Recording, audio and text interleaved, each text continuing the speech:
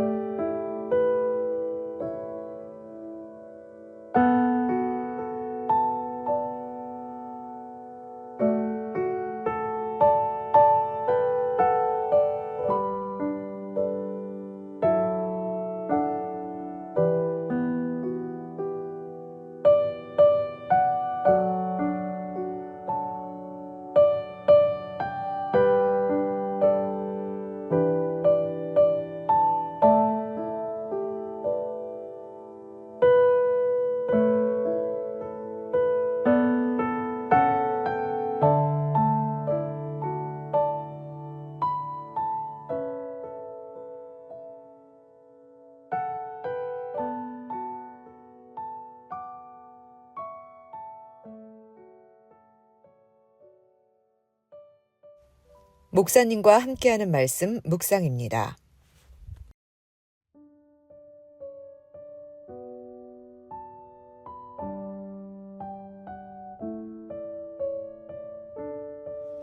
어제 우리는 빌라도와 군중들과 예수님의 선택을 묵상했습니다. 오늘 본문은 빌라도가 주관하는 재판에 나타난 동원된 무리들이 나타납니다.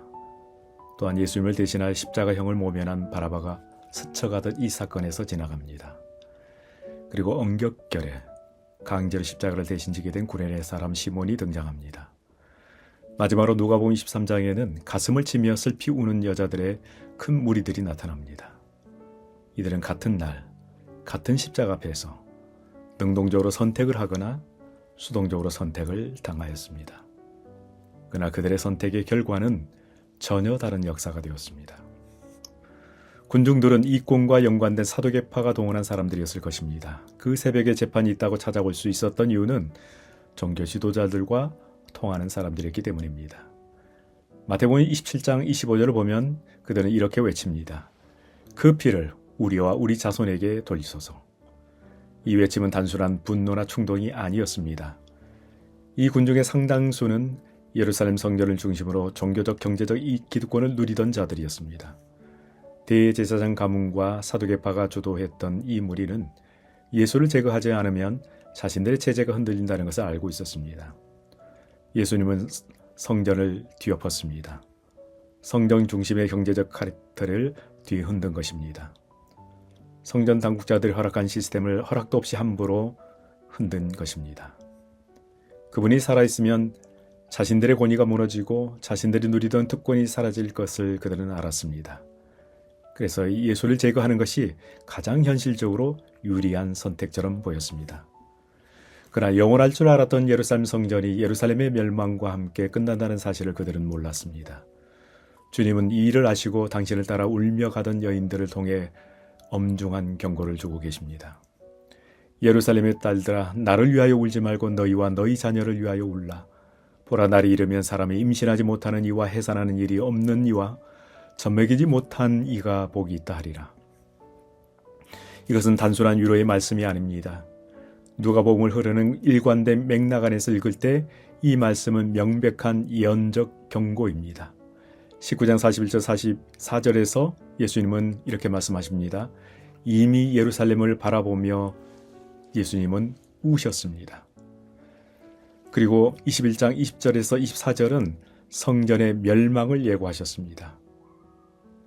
그리고 지금 십자가를 지고 가시면서도 마지막 경고를 하고 계십니다.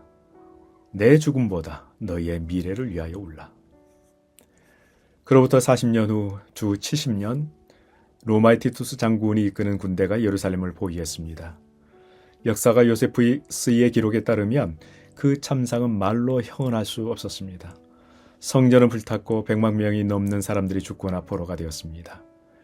예수님의 예언처럼 임신한 여인들이 성 안에서 죽어갔고 젖먹이는 어머니들이 자녀와 함께 쓰러졌습니다. 예수님이 그날 예언하신 바로 그 장면이었던 것입니다. 그들이 그토록 지키려 했던 성전은 돌 위에 돌 하나도 남지 않게 무너졌습니다. 그들이 보존하려 했던 기득권은 성전과 함께 제거되었습니다. 그들의 외침, 그 피를 우리와 우리 자손에게 돌리소서라는 그 외침은 그대로 응답이 되었습니다.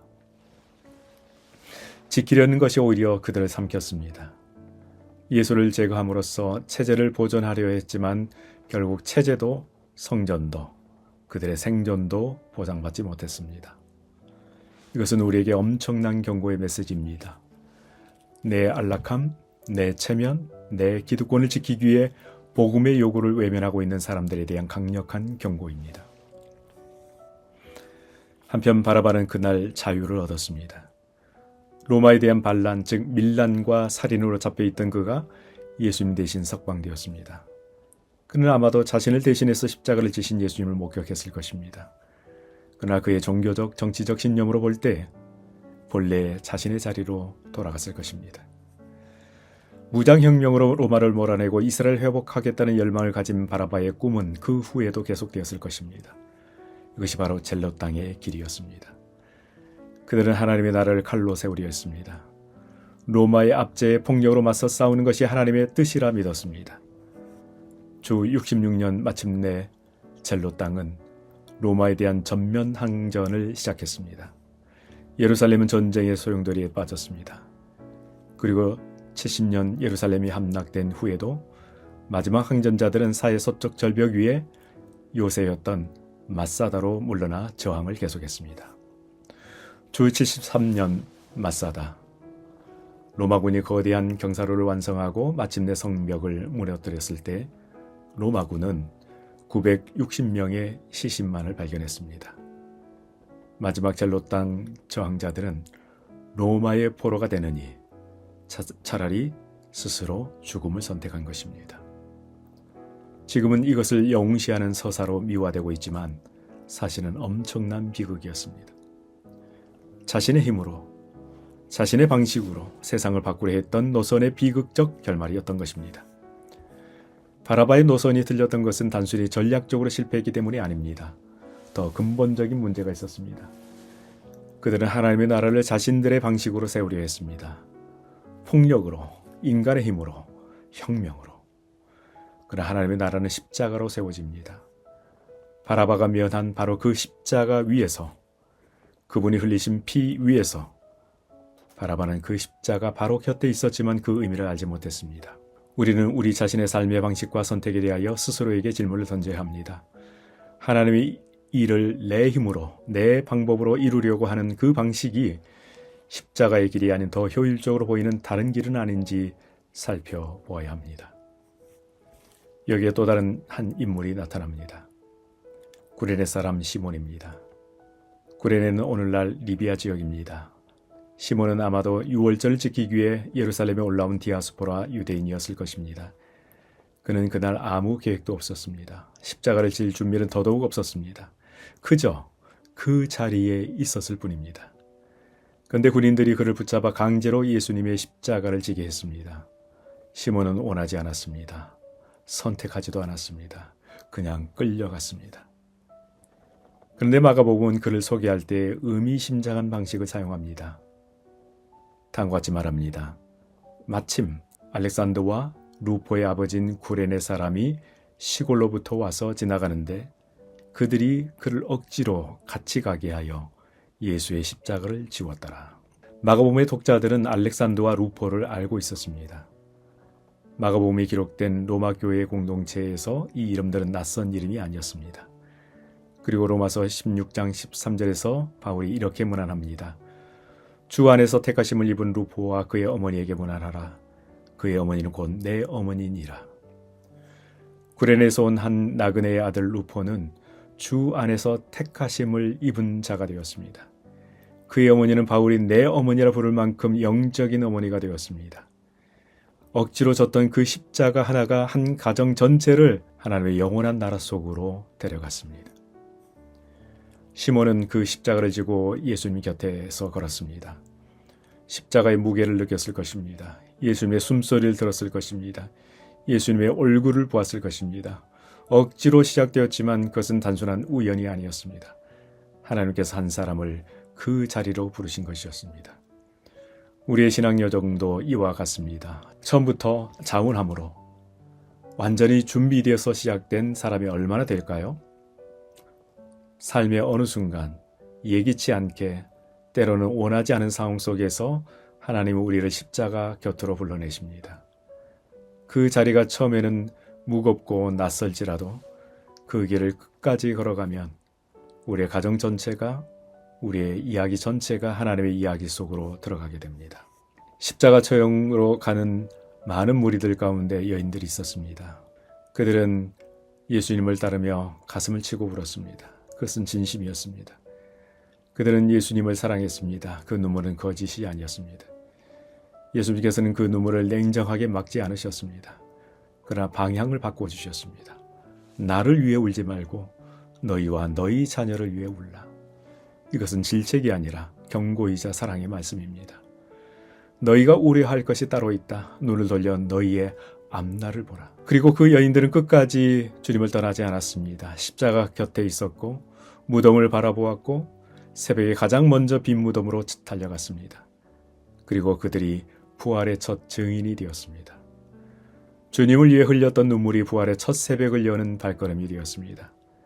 그들의 사랑이 증인이 되었고 그 증언이 교회의 씨앗이 되었습니다. 그 씨앗에서 자란 초대교회는 예루살렘 밖으로 인해 흩어졌습니다. 그러나 그 흩어짐은 끝이 아니었습니다. 사도행전 8장 4절은 이렇게 말합니다. 그 흩어진 사람들이 두루 다니며 복음의 말씀을 전할세. 박해가 선교가 되었고 흩어짐이 파송이 되었습니다. 더욱 의미심장한 것은 역사가 유세비우스의 기록에 따르면 주 70년 예루살렘이 함락되기 전에 그리스도인들은 이미 요단 동편의 펠라 지역으로 피신해 있었다는 것입니다. 예수님의 경고를 기억했던 사람들은 살았습니다. 그들은 예루살렘 멸망의 현장에 있지 않았습니다. 눈물로 주님을 따랐던 자들의 후손들은 이미 그 성을 떠나 있었던 것입니다. 그리고 그들이 흩어진 곳마다 복음이 심겨졌습니다. 구레네 시몬의 가족이 로마 교회의 일원이 되었던 것처럼 여인들의 계보를 잇는 신앙 공동체들이 지중해 세계 곳곳에 뿌리를 내렸습니다. 예루살렘의 멸망이 오히려 복음의 확산을 가져온 것입니다. 우리는 여인들처럼 주님을 향한 눈물을 가지고 있는지 스스로 돌이켜보아야 합니다. 그리고 내가 처한 흩어짐과 고난의 자리가 하나님의 파송일 수 있다는 것을 믿어야 합니다. 같은 날, 같은 십자가 앞에 섰습니다. 그러나 그들이 걸어간 길은 달랐고 역사가 증언한 결과도 달랐습니다. 성전과 기득권을 지키려 했던 자들이 있었습니다. 그러나 그들은 그들이 지키려 한 것과 함께 사라졌습니다. 주 70년 예루살렘의 폐허가 그 증거입니다. 또한 자신의 방식으로 세상을 바꾸려 했던 자들이 있었습니다. 그러나 주 73년 마사다의 비극이 그들의 끝이었습니다. 반면에 억지로 십자가를 졌던 시몬은 그와 그의 가정이 영원한 구원을 얻었습니다. 로마 교회의 루포와 그의 어머니가 그 열매입니다. 마지막으로 눈물로 주님을 따랐던 여인들은 부활의 첫 증인이 되었고 그들의 후손들은 복음을 세계에 전하는 자들이 되었습니다. 이제 질문은 우리에게 옵니다. 우리는 지금 어디에 서 있습니까? 무엇을 지키려 합니까? 어떤 길을 선택하고 있습니까? 과연 십자가 곁에 서 있습니까? 하나님 오늘도 구레네 시몬처럼 준비되지 않은 우리를 부르십니다. 예루살렘 여인들처럼 눈물로 따르는 우리를 사용하십니다. 억지로 시작된 동행도, 방향을 잃은 눈물도 주님의 손 안에서는 영원한 이야기가 됩니다. 그날 십자가를 지고 걸어가시던 분이 오늘도 우리를 부르고 계십니다. 나를 따르라. 기도하겠습니다. 하나님의 놀라운 섭리는 억지로 선택받은 시몬을 구원하셨고 눈물로 주님을 따르는 그들의 후손을 통하여 복음이 세계 곳곳에 흩어지는 역사를 만들었습니다. 그러나 자기 자신을 위해서 선택했던 그들의 미래는 멸망이었습니다. 이런 하나님의 놀라운 섭리를 저희들이 깨닫고 삶의 곳곳 마디마다 하나님이 원하시는 선택을 할 수 있는 하나님의 섭리 속으로 들어가는 우리 모두가 되게 하여 주옵소서. 예수님의 이름으로 기도합나이다. 아멘.